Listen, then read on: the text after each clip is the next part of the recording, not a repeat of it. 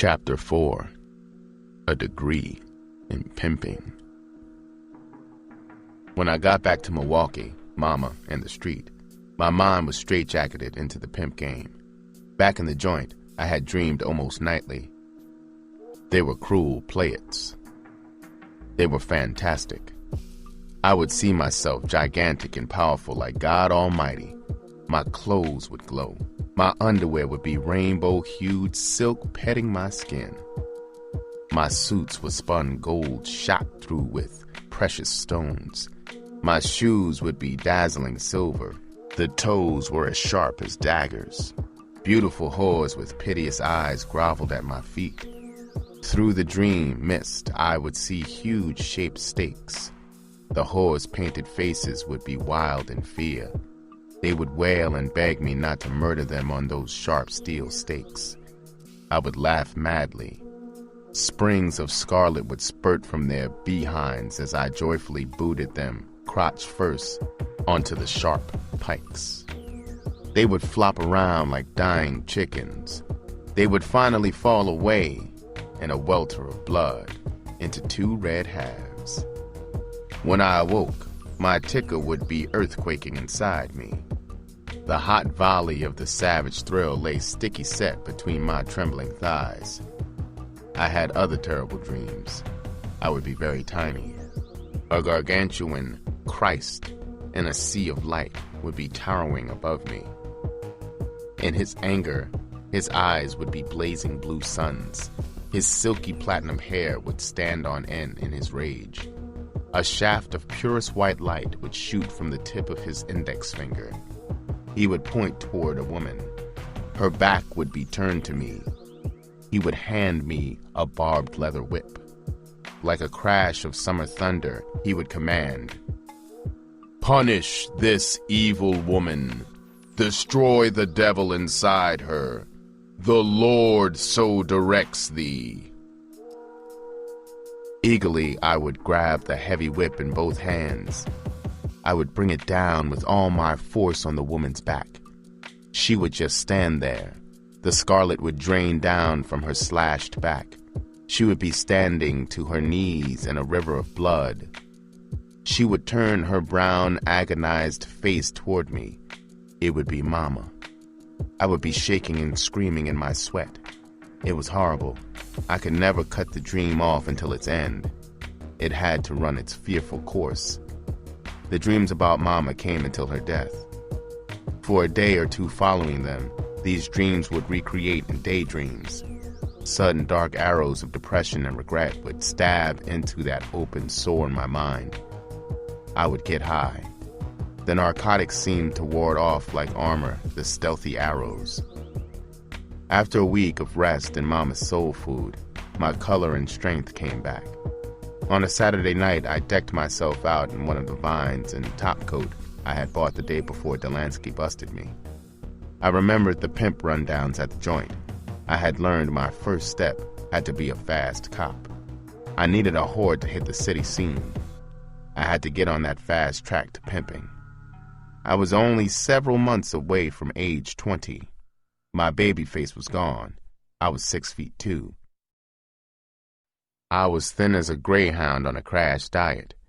I went into an underworld bar, the 7-Eleven Club, crowded with pimps, whores, and thieves. I stood at the far end of the bar, stalling with a Coke. I faced the front door. I turned and asked the slightly familiar elephant beside me about weeping and party. He turned his head. His dime-sized eyes got stuck in my fly zipper as he looked me over head to toe. He remembered me. He said, "About a month ago, your Boone Coon party caught 60 in the county. One of them tight pussies opened his nose wide enough to drive a freight train through. He caught a stud whamming it into her. The stud quit the scene. The broad had to go to a croaker to get Party's shoe out of her ass." Then, after pausing to thumbnail a ball of snot from his trunk, he said, "Old Weeping fell dead outside a shooting gallery in St. Paul. Must have shot some pure, 'cause a lookout on the sidewalk heard him mumble before he croaked. Well, kiss my dead mammy's ass if this ain't the best smack I ever shot. The elephant again raised his hoof toward his filthy trunk. The sissy barkeep sat a fresh bottle of Coke on the log before me. I yanked my eyebrows into a question mark. He lisped. The runty black bitch in the middle of the bar sent you a taste. Without taking my eyes off his thin yellow face, I said, Sugar, run her down to me. Is the bitch qualified? Is she a whore? Does she have a man? The corners of his mouth seesawed. He slugged his soggy, dirty ball rag against my reflection on the bat top. He almost whispered, The bitch ain't nothing but a young skunk from St. Louis. She ain't nothing but a jazzy jive whore. I'm more whore than she is. She ain't got no man. She's a cum freak. She's Georgia 3 bullshit pimps since she got here a month ago. If your game is strong, you could play a hog out of her ass. She ain't but 18. I eased a bone from my pocket, put it on the bar for the fresh Coke. I frantically remembered those pimp rundowns in the joint. I said, Tell the bitch no dice. I'll take care of the little things. And if she's qualified, maybe I'll let her take care of the big things. Give the bitch a drink on me. On the jukebox, Ella Fitzgerald was crying about her little yellow basket. The barkeep twinkled-toed toward her with the wire and drink. Through the blue mirror, I zeroed my eyes in on the target. My ass bones starched on stiff point. Her big peepers were 2 sexy dancers in the velvet midnight of her cute Pekingese face. Hot scratch fever streaked through me. I thought, if I could cop her and get a pimp's terms, she would be out-of-pocket poison to all white tricks that pinned her. Those pimps back in the joint sure knew basic horology. I was glad my ears had flapped to all those rundowns. They had said, Chase a whore, you get a chump's weak cop. Stalk a whore, you get a pimp strong cop. My turn down of her measly first offer had her jumpy. It was a slick, sharp hook twisting in the bitch's mind. Her juicy tongue darted out like a red lizard past her ivory teeth. It slithered over the full lips. She wiggled toward me in an uneven race with the barkeep. He was sliding her green drink between me and the elephant. I heard a low, excited trumpeting in the trunk of the elephant. He had dug her flawless props in gourmet rear end. It was rolling inside her glove-tight white dress. I pinned a lukewarm, indifferent grin on my face as she perched on the stool. I noticed a roll of scratch wedged deep between the black peaks. She said, Who the hell are you, and what is that off-the-wall shit you cracked on the bartender? My eyes were sub-zero spotlights on her face. I said, Bitch, my name is Blood, and my wire wasn't off the wall. It was real like me. Bitch, you sure got a filthy, sassy job. It could get your ass ruptured. The big vein at the temple in the tiny dog face quivered. Her rapper was shrill. She bleated, I ain't no bitch. I'm a motherfucking lady. The stud ain't been pulled out of his mammy's womb that kicks my ass. God damn it, call me Phyllis. Be a gentleman and respect me. I'm a lady. The icy blast busted the thermostat in my spotlights. I could feel my cool spit on my lips as I roared. You stinking black bitch, you're a fake. There's no such thing as a lady in our world.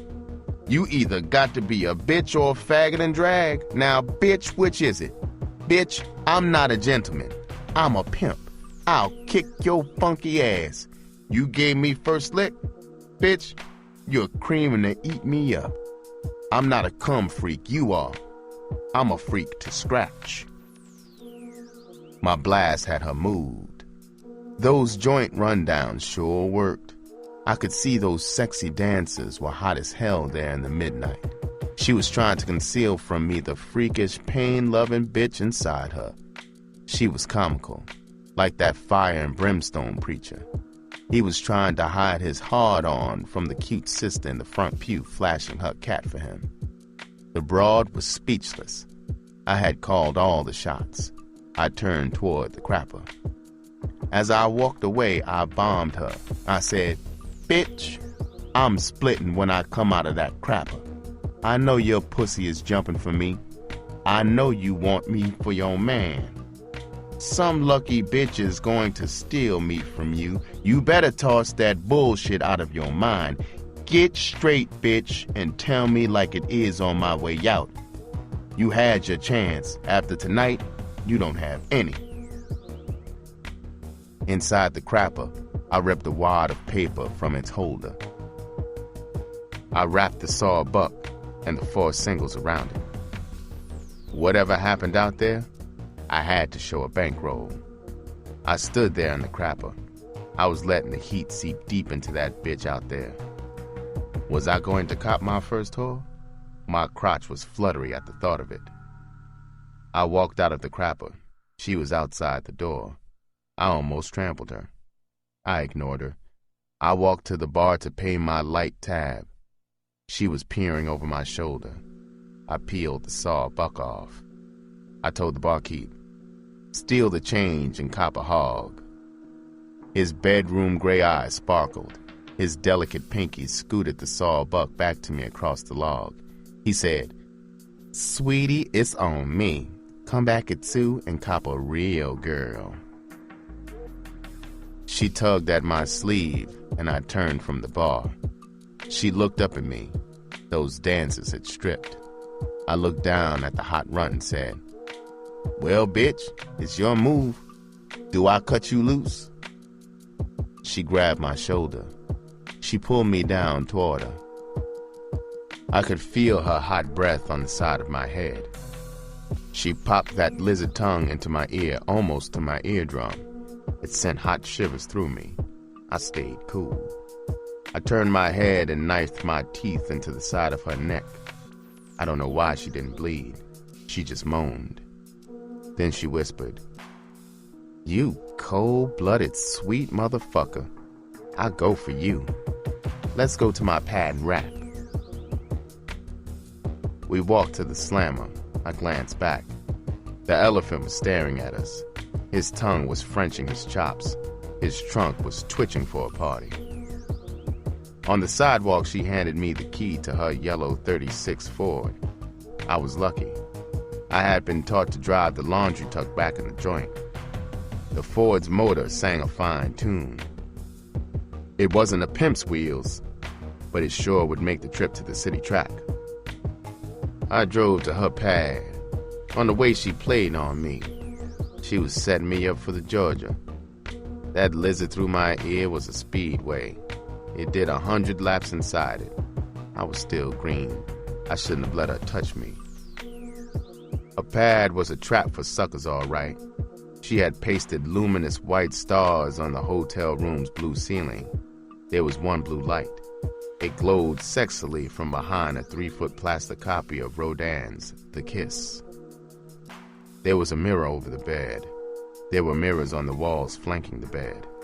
There was a polar bear rug gleaming whitely in front of a blue chaise lounge. I sat on the lounge. She flipped on the portable record player. Ellington rippled out. Mood indigo. She slipped into a cell-sized bathroom. Its door was half shut. The peak was digging a washcloth into her armpits and cap. She was nude. She sure was panting to swindle me out of my youth. I wondered if and where she had stashed that roll of scratch.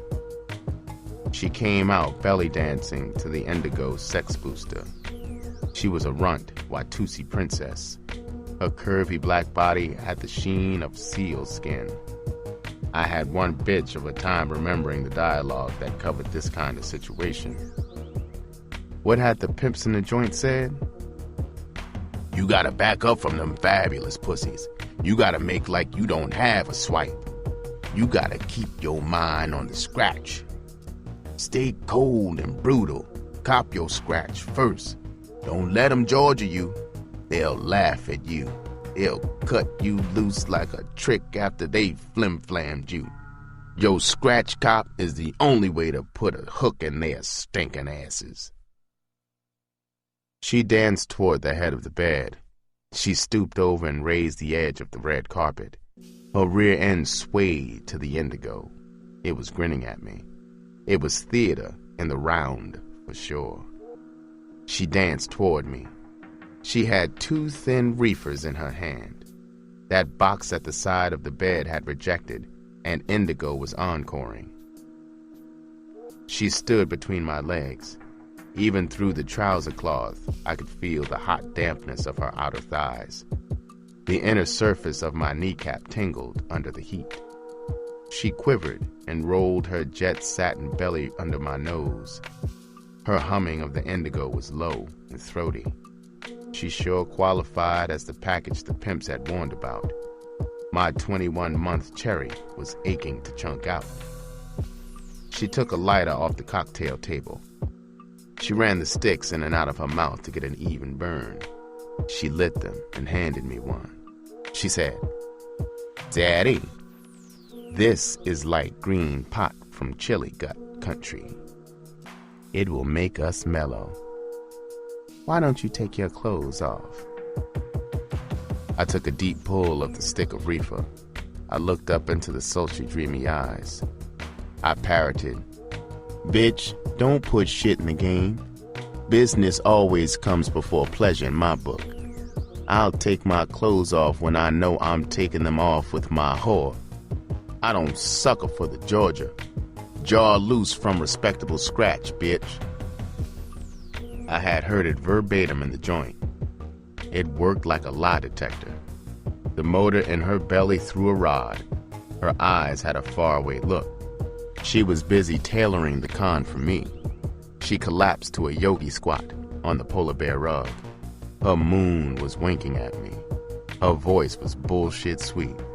She warbled, "Sweetheart daddy, you already shot me down. I'm your sweet bitch. I got a C-note coming from a trick with his nose open for me. He'll spring it for it tomorrow night. It's yours, but you got to wait. Now come on and put your freak baby to bed." My system had been cleaned. The reefer was powerful. She didn't know how desperately I needed to pimp. She couldn't know she was the first. I couldn't let her escape. I had to have a whore. That reefer was sending currents of anger and hatred through me in time with indigo. My mortal enemy squatted on that white rug. I thought, I'm going to murder this runt black bitch if she don't give me that scratch she had in her bosom. Like a brute cop giving a heist man a last chance to confess, I said, "Bitch, give me that scratch you had between your titties." Her peepers ballooned in surprise and anger. She gritted, "You're pimping too hard, skinny-ass nigga. I've changed my mind. Get your lid and Benny and split." The indigo was on a torrid upbeat. Like brown-skinned lightning, I leaped erect from the chaise. I flung my right leg back. I could feel the tendons at my hip socket straining. My eyes sighted for a heart shot. My needle-toed 11 AAA shoe rocketed toward her. The lucky runt turned a fraction of a second in time. The leather bomb exploded into her left shoulder blade. It knocked her flat on her belly. She lay there groaning. Then, like in the dreams in the joint, I kicked her rear end until my leg cramped. Through it all, she just moaned and sobbed. I was soaked in sweat. Panting, I lay on the bearskin beside her. I thrust my mouth against her ear. In an icy whisper, I said, "Bitch, do I have to kill you to make you my whore? Get up and give me that scratch." She turned her head and looked into my eyes. There was no anger in them now, only fear and strange passion. Her tremulous mouth opened to speak. For a long moment, nothing came out. Then she whispered, "You got a whore, blood. Please don't kick me anymore. I'm your little dog. I'll do anything you say. I love you, pretty daddy." Her talons stabbed into the back of my neck as she tried to suck my tongue from its roots. I could taste her salty tears. She wobbled to the record player. She lifted a corner of it. She slid that wad of scratch from beneath it. She rejected indigo. She put another platter on the turntable. Lady Day was singing a sad lament. "My man don't love me, treats me awful mean. He's the meanest man that I ever seen." I was standing on the bearskin. She came toward me with the scratch in her hand. She laid it in my palm. I rifled it in a fast count. It was respectable. It had to be over 2 bills. I was ready to let that cherry pop.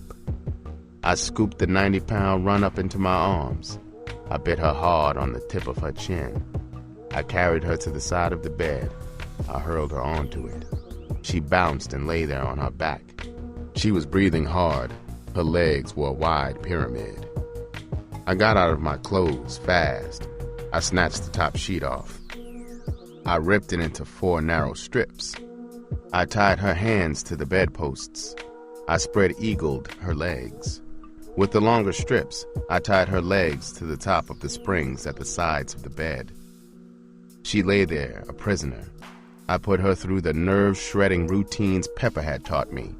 She blacked out 4 times. She couldn't pull back from the thrilling, awful torture. Finally, I took a straight ride home. On the way, I tried to smash the track. I reached my destination. The blast of hate was big enough to spawn 1,000,000 embryo black pimps. I untied her. We lay there in the dim blueness. The fake white stars glowed down on us. Lady Day still moaned her troubles. I said, "Bitch, I want you to hump like hell in these streets for a week. We're going to the big track in the city. Oh yes, this week we got to get that title to the Ford change. I don't drive no bitch's wheels. It's got to be in my name, understand?" She said, "Yes, Daddy, anything you say. Daddy, don't get angry, but I was bullshitting about that C-note trick." I said, "Bitch, I knew that. Don't ever try to con me again." I got up and put my clothes on. I peeled a fin off the scratch and put it on the dresser. I said, "I want you in the street at 6 tonight. Stay out of the bars. Work the area around 7th and Apple. I'll come through sometime tonight. You be there when I show. If you get busted, your name is Mary Jones. If you forget it, I can't raise you fast. Have some scratch whenever I show." I went down to the street. I got into my Ford. It roared to life. I drove toward Mama's. I felt good. I wasn't doing bad for a black boy just out of the joint. I shuddered when I thought, what if I hadn't kept my ears flapping back there in the joint? I would be a boot black or a porter for the rest of my life in the high-walled white world. My black whore was a cinch to get piles of white scratch from that forbidden white world. Mama was pressing a young customer's hair. She saw me get out of the Ford in the front of the shop. She called me inside with a waggle of the pressing comb. She said, "I have been worried. Where have you been all night? Where did you get that pretty little car? Did you find a job?" I said, "A friend of mine let me borrow it. Maybe he'll sell it to me. I stayed with him all night. He's got 103 fever. I'll try to find a job tomorrow." She said, "There's a roast in the oven. Shut the gas off and eat. I hope, son, you haven't been with Pepper." I looked down at the nut-brown, shapely girl getting her hair pressed. I said, "Pepper? She's too old for me. I like young, pretty brown-skinned girls. Pepper's too yellow for me." The young broad flashed her eyes up at me. She smiled. I winked. and ran my tongue over my lips. She dug it. She blushed. I put her on file. I turned and walked to the sidewalk. I went upstairs and attacked the roast. I took a long nap. At 5:30 p.m., I went down and got into the Ford. I drove to 7th and Apple. I parked. At 5 minutes to 6, I saw Phyllis coming toward me. She was a block away. I fired the engine and pulled away. It sure looked like I had copped a whore. I went back at midnight. She looked mussed up and tired. She got into the car. I said, "Well, how goes it, baby?" She dug in her bosom and handed me a damp wad of bills. I counted it. It was a fin over half a C. She said, "I'm tired and nasty and my shoulder and ass ache. Can I stop now, Daddy? I would like a pastrami and coffee and a bath. You know how you kicked me last night." I said, "Bitch, the track closes at 2. I'll take you to the sandwich and coffee. The bath will have to wait until the 2 o'clock breakdown. You needed your ass kicked." She sighed and said, "All right, Daddy, anything you say." I drove her to an open-air kosher joint. She kept squirming on the hardwood bench. Her butt must have been giving her fits. She was silent until she finished the sandwich and coffee. Then she said, "Daddy, please don't misunderstand me. I like a little slapping around before my man does it to me. Please don't be as cruel as you were last night. You might kill me." I said, "Baby, never horse around with my scratch or try to play a con on me. You blew my stack last night. You don't have to worry so long as you never violate my rules. I will never hurt you more than to turn you on." I drove her back to the track. She got out of the car. As soon as she hit the sidewalk, 2 white tricks almost had a wreck pulling to the curb for her. She was a black money tree, all right. The next day, I took her to a notary. In 10 minutes, we walked out. She gave me the 3 bills back that I had paid her for the Ford. It was legal now. She wasn't beefing. Her bruises were healing, and she was ripe for another prisoner of love scene. She finished the week in great humping style. I had a 7-bill bankroll. Sunday evening, I packed the runt's bearskin and other things into the trunk of the Ford. I parked around the corner from Mama's. I went up to get my things together. Mama caught me packing. Tears flooded her eyes. She grabbed me and held me tightly against her. Her sobbing was strangling her. She sobbed, "Son, don't you love your mama anymore? Where are you going? Why do you want to leave the nice home I've fixed for you? I just know if you leave, I'll never see you again.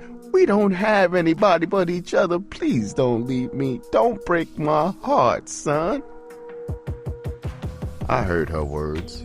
I was too far gone for her grief to register. I kept thinking about that freak black money tree in the Ford.